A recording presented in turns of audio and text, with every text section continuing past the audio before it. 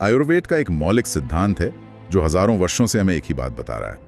एक श्लोक है, रोगा सर्वे अपि मंदे अग्नो। इसका बहुत सीधा सा अर्थ है कि संसार के लगभग सभी रोगों की जड़, उनकी उत्पत्ति हमारी मंद पड़ी हुई पाचन अग्नि में ही है। जब शरीर का जो केंद्रीय इंजन है, जिसे हम जठराग्नि कहते हैं, जब वो सुस्त पड़ जाता है तो समझिए बीमारियों का सिलसिला शुरू हो जाता है। ये केवल पेट की बात नहीं है, ये हमारे पूरे अस्तित्व की नींव है। तो आज की हमारी बातचीत का उद्देश्य इसी नींव को समझना और उसे फिर से मजबूत करना है। हम किसी नई या जटिल तकनीक की बात नहीं करेंगे। हमारे स्रोत अष्टांग हृदयम जैसे प्राचीन और प्रतिष्ठित ग्रंथ हैं, और हम उन 5 साधारण चीजों पर गहराई से विचार करेंगे जो हमारी रसोई में हमेशा मौजूद रहती हैं। ये वो चीजें हैं जो पाचन को सतही तौर पर नहीं बल्कि उसकी जड़ से ठीक करने की शक्ति रखती हैं। बिल्कुल, ये समझना बहुत जरूरी है कि जब आयुर्वेद पाचन की बात करता है तो उसका मतलब सिर्फ भोजन को टुकड़ों में तोड़ने से नहीं होता है। इस प्रक्रिया का सीधा संबंध इस बात से है कि हमारे शरीर में ऊर्जा कैसे बनती है, हमारी रोग प्रतिरोधक क्षमता कितनी मजबूत है और हमारे विचारों में कितनी स्पष्टता है। इसीलिए तो भोजन को प्राणदह कहा गया है, यानी जो प्राण देता है। लेकिन ये तभी संभव है जब वो पूरी तरह पचे। अगर भोजन अधपचा रह जाए तो वही अमृत जैसा भोजन आम का रूप ले लेता है। आम को आप शरीर में जमा होने वाला एक चिपचिपा विषैला पदार्थ समझ सकते हैं, जो धीरे धीरे रोगों को जन्म देता है। तो चलिए इन 5 अमृत समान औषधियों को एक एक करके समझते हैं। शुरुआत करते हैं आंवला से, जिसे ग्रंथों में एक बहुत सुंदर नाम दिया गया है, धात्री।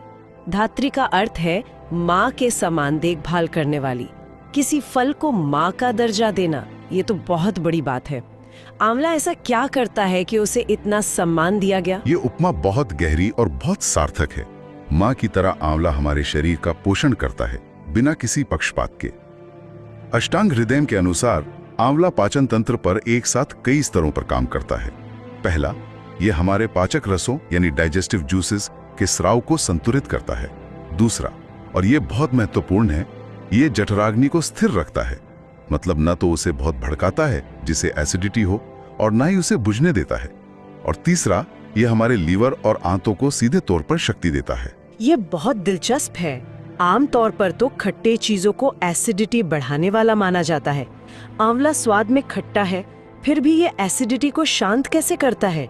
ये बात थोड़ी समझ नहीं आई। बहुत अच्छा सवाल है, और यहीं आयुर्वेद का सूक्ष्म ज्ञान सामने आता है। ग्रंथ कहते हैं अम्लम दीपनम पाचनम, यानी अम्ल रस या खट्टा स्वाद अग्नि को जगाने वाला होता है। लेकिन आंवला का गुणधर्म अनोखा है। इसका रस खट्टा होते हुए भी पचने के बाद इसका प्रभाव, जिसे विपाक कहते हैं, वो मधुर या मीठा होता है, और इसकी तासीर शीतल होती है। इसलिए यह अग्नि को तो जगाता है, लेकिन शरीर में पित्त या अतिरिक्त गर्मी नहीं बढ़ने देता। यही इसकी अद्वितीय विशेषता है। अच्छा, यानी ये एक ही समय में अग्नि को भी जगाता है और शरीर को ठंडा भी रखता है। ये तो सचमुच एक माँ की तरह ही हुआ, जो अनुशासन भी रखती है और स्नेह भी। इसके सेवन का सबसे अच्छा तरीका क्या बताया गया है? सबसे सरल और प्रभावी तरीका है सुबह खाली पेट इसका सेवन करना। 1 चम्मच आंवला पाउडर गुनगुने पानी के साथ ले सकते हैं, या अगर ताज़ा आंवला हो तो उसका रस भी ले सकते हैं। जब दिन की शुरुआत इससे होती है तो ये पूरे पाचन तंत्र को दिन के लिए तैयार कर देता है। बस इसमें नियमितता बहुत जरूरी है। 1-2 दिन में चमत्कार की अपेक्षा नहीं करनी चाहिए। ठीक है, तो आंवला हुआ नींव को मजबूत करने के लिए। अब उस स्थिति पर आते हैं जो भोजन के ठीक बाद होती है, पेट में भारीपन और गैस का बनना। इसके लिए सौंफ का जिक्र आता है, जिसे मिश्रेया भी कहते हैं। हम इसे अक्सर माउथ फ्रेशनर की तरह इस्तेमाल करते हैं, पर इसकी भूमिका तो शायद उससे कहीं ज्यादा गहरी है। बिल्कुल, सौंफ की सबसे बड़ी खूबी उसकी सौम्यता है। ये अपना काम बहुत नरमी से करती है। ये पाचन की गति को बढ़ाती है, लेकिन अदरक या काली मिर्च की तरह शरीर में गर्मी पैदा नहीं करती। इसीलिए ये उन लोगों के लिए भी एक वरदान है जिन्हें अक्सर सीने में जलन या एसिडिटी रहती है। शास्त्र इसके गुणों का वर्णन करते हैं, शीतम मधुरम दीपनम लघु। इसका अर्थ है यह स्वभाव में शीतल है, स्वाद में मधुर है, अग्नि को बढ़ाती है और शरीर में हल्कापन लाती है। इसका मुख्य काम है गैस को शरीर से बाहर निकालना, जिससे भोजन के बाद पेट का फूलना और भारीपन कम महसूस होता है। मैंने ये भी सुना है कि कच्ची सौंफ और भुनी हुई सौंफ के प्रभाव में अंतर होता है। क्या ये सही है? हाँ, सूक्ष्म अंतर है। कच्ची सौंफ शरीर में शीतलता ज्यादा देती है, लेकिन जब हम सौंफ को हल्का सा भून लेते हैं तो उसका दीपन गुण यानी अग्नि को जगाने की शक्ति थोड़ी और बढ़ जाती है। तो यदि किसी का पाचन बहुत मंद हो तो उसके लिए भुनी हुई सौंफ ज्यादा लाभकारी हो सकती है।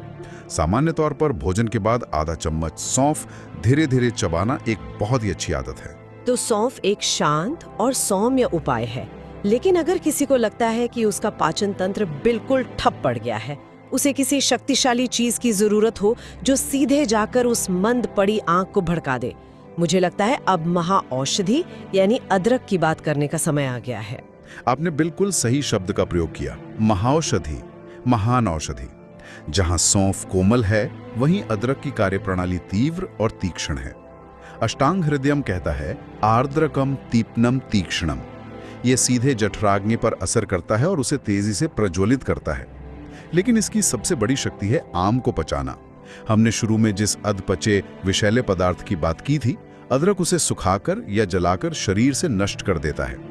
आप इसे ऐसे समझें कि अगर पाचन तंत्र एक गीली लकड़ियों वाला अलाव है तो अदरक उस पर घी डालने जैसा काम करता है। ये आम को जलाने की बात बहुत महत्वपूर्ण है। कोई व्यक्ति कैसे पहचाने कि उसके शरीर में आम जमा हो रहा है? क्या इसके कोई बाहरी लक्षण होते हैं? हाँ बिल्कुल, इसके बहुत स्पष्ट लक्षण हैं, जैसे जीभ पर सफेद मोटी परत का जमना, शरीर में हर समय भारीपन और आलस महसूस होना, भूख ना लगना लेकिन फिर भी पेट भरा भरा सा लगना, और विचारों में स्पष्टता की कमी। ये सभी आम के लक्षण हैं। जब ये लक्षण दिखें तो समझना चाहिए कि अदरक का प्रयोग लाभकारी हो सकता है। इसके सेवन का एक विशेष तरीका बताया गया है, भोजन से पहले सेंधा नमक और नींबू के साथ। इसका क्या तर्क है? ये एक तरह से पाचन तंत्र को प्री हीट करने जैसा है। भोजन से 15-20 मिनट पहले अदरक का एक छोटा टुकड़ा सेंधा नमक और नींबू के रस के साथ लेने से पाचक रस सक्रिय हो जाते हैं और पाचन तंत्र आने वाले भोजन के लिए पूरी तरह तैयार हो जाता है। पर हाँ, एक सावधानी जरूरी है, क्योंकि अदरक स्वभाव से गर्म है, इसलिए जिन लोगों की पित्त प्रकृति है उन्हें इसका सेवन बहुत सीमित मात्रा में करना चाहिए। ये एक बहुत जरूरी बात है। अब हम चौथे द्रव्य पर आते हैं, जिसके लिए ग्रंथों में जो कहा गया है वो किसी भी प्रशंसा से बढ़कर है। उसे पथ्यानाम पथ्यतमा कहा गया है, यानी सभी हितकारी औषधियों में सर्वश्रेष्ठ। हम बात कर रहे हैं हरण या हरितकी की। ये उपाधि तो अपने आप में असाधारण है। इसे ये स्थान क्यों मिला? हरितकी को ये स्थान इसलिए मिला क्योंकि इसका प्रभाव बहुत गहरा और स्थायी है। लोग इसे आमतौर पे सिर्फ कब्ज दूर करने की दवा समझते हैं, लेकिन ये तो उसका केवल एक छोटा सा काम है। ये कब्ज को उसकी जड़ से ठीक करती है। ये हमारी आंतों की सिर्फ सफाई नहीं करती, बल्कि उनकी कार्यप्रणाली को पुनर्जीवित करती है। ये आंतों को आलसी बनाने के बजाय उन्हें अपना काम सही तरीके से करना सिखाती है, और इसी गुण के कारण इसे आयुर्वेद में एक श्रेष्ठ रसायन माना गया है। रसायन वो है जो शरीर की धातुओं का पोषण करे और उम्र बढ़ने की प्रक्रिया को धीमा करे। तो ये सिर्फ एक रेचक यानी लैक्सेटिव नहीं, बल्कि पूरे पाचन तंत्र का कायाकल्प करने वाली औषधि है। इसके सेवन की विधि में भी अंतराल रखने की बात कही गई है, जैसे हर रोज नहीं बल्कि हफ्ते में 3-4 बार। ऐसा क्यों? क्योंकि इसका उद्देश्य शरीर को इस पर निर्भर बनाना नहीं है।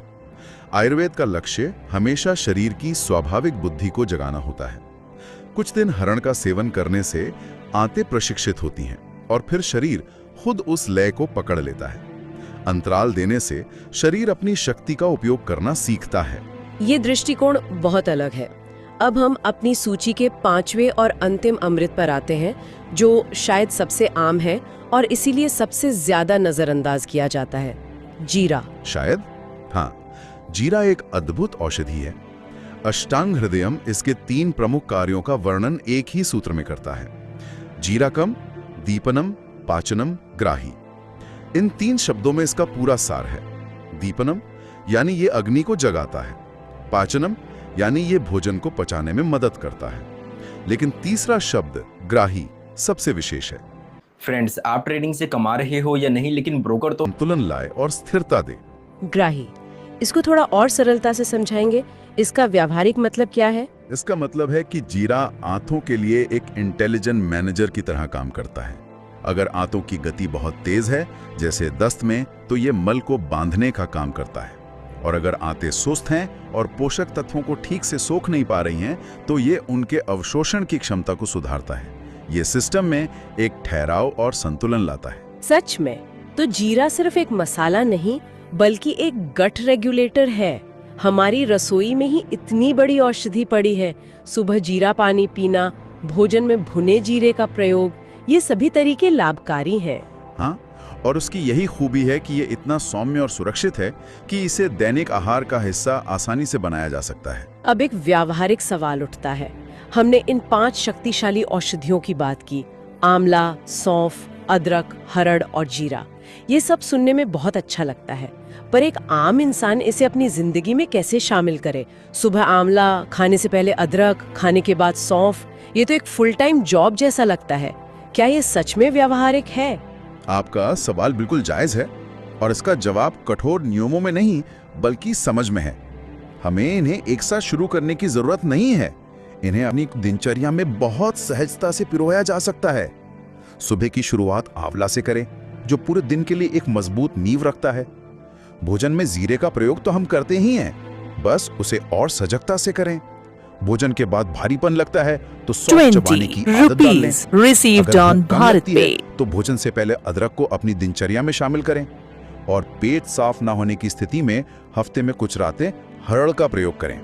यह एक साथ सब कुछ करने की दौड़ नहीं है, बल्कि ये समझने की यात्रा है कि शरीर को किस समय किस चीज की जरूरत है। ये एक बहुत ही संतुलित और व्यवहारिक दृष्टिकोण है।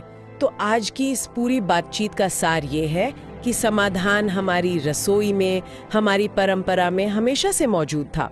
ये 5 चीजें कोई जादुई नुस्खे नहीं है, बल्कि ये प्रकृति के वो उपकरण हैं जो हमारे शरीर की स्वाभाविक बुद्धि के साथ मिलकर काम करते हैं। शायद हमने बाहरी और तेज समाधानों की तलाश में अपने आसपास देखना ही बंद कर दिया था। आपने बिल्कुल सही कहा। मुझे लगता है स्वास्थ्य के क्षेत्र में असली समस्या ज्ञान की कमी नहीं बल्कि धैर्य की कमी है। हम एक गोली से तत्काल राहत चाहते हैं, लेकिन हम उस प्रक्रिया को समय और सम्मान नहीं देना चाहते जो शरीर को भीतर से संतुलित करती है। जब हम समझ के साथ इन सिद्धांतों को अपनाते हैं तो शरीर धीरे धीरे अपनी लय में वापस आना शुरू कर देता है। आयुर्वेद का उद्देश्य शरीर को बाहरी सहारे पर निर्भर बनाना नहीं, बल्कि उसकी अपनी खोई हुई शक्ति को फिर से जगाना है। और इसी विचार के साथ हम अपने श्रोताओं के लिए एक प्रश्न छोड़ जाते हैं। स्वास्थ्य का असली मार्ग क्या है? क्या ये बाहरी दवाओं और त्वरित समाधानों पर निरंतर निर्भर रहना है, या फिर अपने शरीर की प्रक्रियाओं के प्रति सजग होकर प्रकृति के साथ तालमेल बिठाकर भीतर से संतुलन का निर्माण करना है? ये निर्णय हम सभी को अपने लिए लेना है।